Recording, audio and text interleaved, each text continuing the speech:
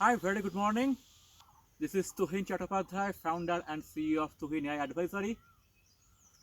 Today I'm going to discuss with you business conservation and retention analytics. While solving a particular business problem, we have a tendency to plug in one or multiple algorithms to solve a problem. That of course does some justice in solving the problem, but it misses the holistic perspective, which can only be addressed if we create a framework to solve the business problem. And that framework can only be developed if we really think through the problem. And what do I mean by thinking through? I mean that each of the steps have to be analyzed critically. What do I mean by the steps? Say the problem that is given to me currently is how to figure out which particular customers might leave me and how to ensure that the customer shouldn't leave me. Why they shouldn't leave me? Of course, that's everyone knows that the cost of customer acquisition is far more higher than retaining the existing customers. Now, keeping that part aside, now if we break through the problem that which particular customers should we target to retain them, the first step that could come to us is that what is the probability of leaving the customers? Say, for example, by applying some suite of problems, by applying some suite of algorithms, we can figure out that what is the probability of leaving the customers. By the way, here is my dog. So, but that's not the kind of end goal to it. Once, why it is not the end goal? Because all the customers that might leave me might not be my interest. Reason being that all of them might not have a high customer lifetime value. I think that's a very important argument in the whole discussion. So what does that mean? What is the corollary? What is the takeaway from this statement? The takeaway is that we should target only those customers whose probability of leaving is high as well as whose customer lifetime value is equally high. So we have drawn some conclusion in, in calculating the two steps. Now, is that good enough? Definitely not. Why not? Because all the customers whose probability of leaving the organization is high and whose customer lifetime value is again on the higher side might not be equally probable to respond to the promotions. So, it's important for any organization to understand which customers whose probability of leaving is high have high customer lifetime value and their probability of responding to the promotions are equally high. So, for that purpose, we develop a kind of framework for which the step 1 is figuring out the probability of leaving. Step 2, from those customers whose probability of leaving is high, step 2 is figuring out the customer lifetime value. And step 3 is from among those customers whose probability of leaving is high and whose customer lifetime value is equally high, what is the probability of them responding to the promotions? Now that's a kind of broad framework, what we say. Now the most important part is that to calculate each of these steps, we apply a suite of approaches. Please remember, approaches are not synonymous to algorithms. So I shall discuss a few approaches of the first step, that what is the probability of a customer leaving us, and then subsequently I shall tell you how each of the or how a suite of algorithms can help us to solve a particular approach. So what is our step 1, or what is the first algorithm in front of, or first approach we can think? The first approach of step 1 is that, do I have any customers in my existing customer database who have similar kind of profiles of the customers who have left us? So that's an approach. That's an approach to solve the problem, to solve the step one of the problem, that what is the probability of my customers leaving me. So if I can find out from my existing customer database some symptoms of the customers who have left me, I can tell with some probability, yes, these customers might leave in future. So that is approach number one. And this particular approach can be solved through multiple look-alike algorithms. So one of the look-alike algorithms which must be known to many of you is k nearest neighbor. So by applying k nearest neighbor, we can solve this approach 1 of step 1. Now the approach 2 of step 1. Approach 2 comprises that what is the probability of the customers leaving us. So there are a bunch of classification algorithms.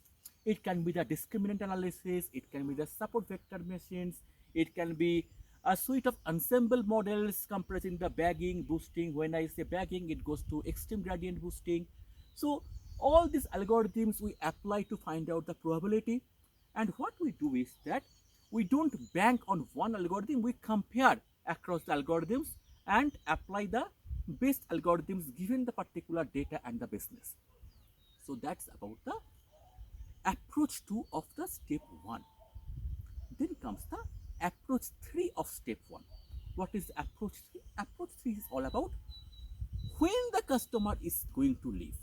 So I want to know, or the organization wants to know very precisely, that customer X is going to leave the organization in the next 3 months with this amount of probability, with say 0.7, or with the passage of time, maybe once it is the 4th month, what is the probability, once it is the 5th month, what is the probability. So that can be solved with our survival analysis problem, which is, besides MANOVA, that is the only statistical techniques which has got more than one dependent variable. So what are the 2 dependent variables here? The first dependent variable is the customer is with us or not with us, that is the binary dependent variable. And the second dependent variable is the duration. Duration can be in terms of days or months, but that is also a dependent variable. So we have got 2 dependent variables, and we can precisely tell when the customer is going to leave us and with what probability. If we dive deep further in survival analysis, you will find that there are parametric, non-parametric, and semi-parametric, like Kaplan-Meier is there, Cox regression is there, Weibull distribution is there. Depending on the data, depending on the nature of the business problem, we first calculate or figure out the right distribution and apply the right survival analysis model. So that's what we discussed about the step 1 with 3 approaches, and with each approach we have discussed the suite of algorithms. So what was, just a kind of recapitulation, quick recapitulation. So what was step 1? Our step 1 was that what is the probability of a few customers leaving us. That means we can figure out from that step the customers whose probability is very high to leave an organization. Now if you remember the argument that I gave, that is, this step is insufficient because all the customers who have got a high risk of flight or high risk of churn might not have equally high customer lifetime value. So it's very important to calculate the customer lifetime value. So just to give you a synopsis, there are multiple ways and approaches, of course, to calculate customer lifetime value. From a data science perspective, it's very important to know what is the kind of past revenue these customers have generated. So if I can find out that what are the past revenues of the customers in the last 6 months, 1 year, or even more, last 3 years, then I can pretty well do a kind of projection or extrapolation of that.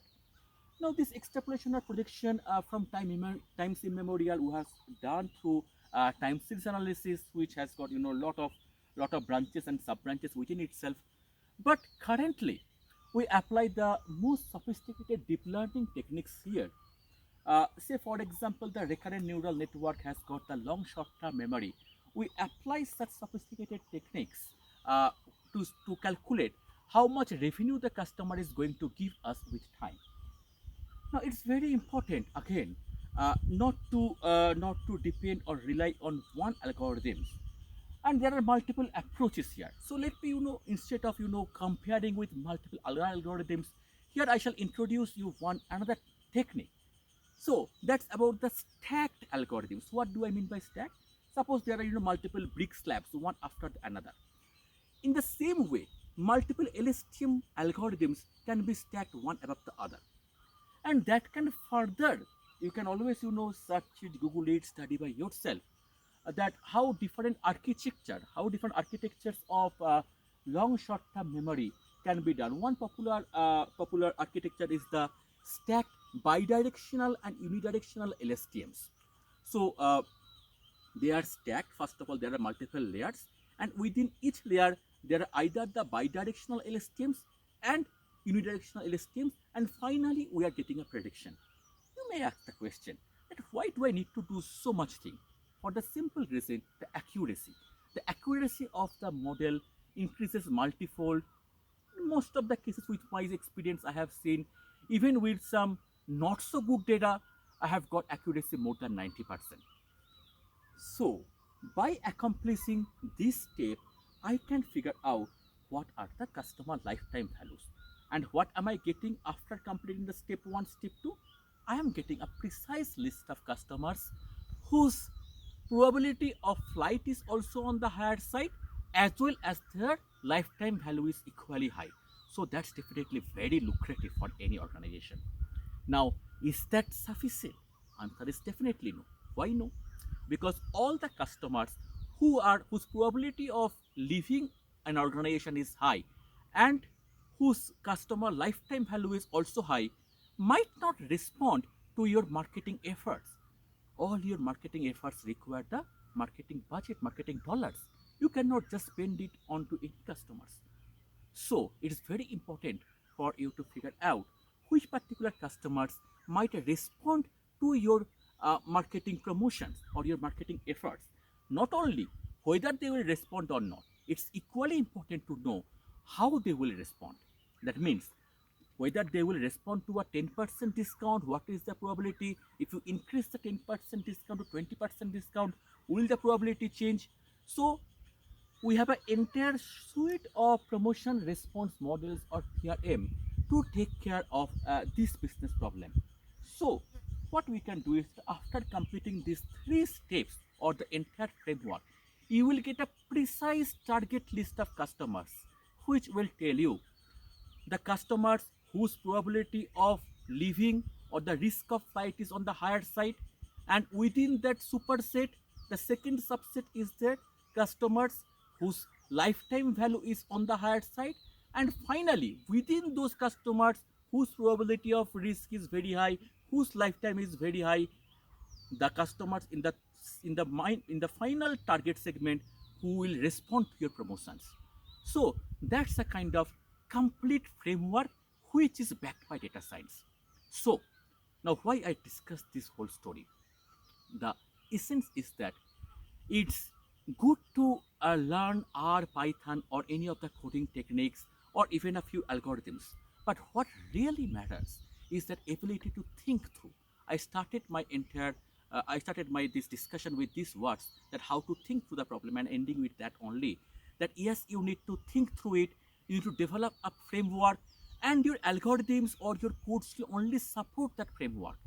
Don't think that yes, I have to solve a particular problem, just customer segmentation, I shall do it with cluster analysis, or kind of new product development with conjoint analysis. This mapping is definitely not the best way or approach to solve a business problem.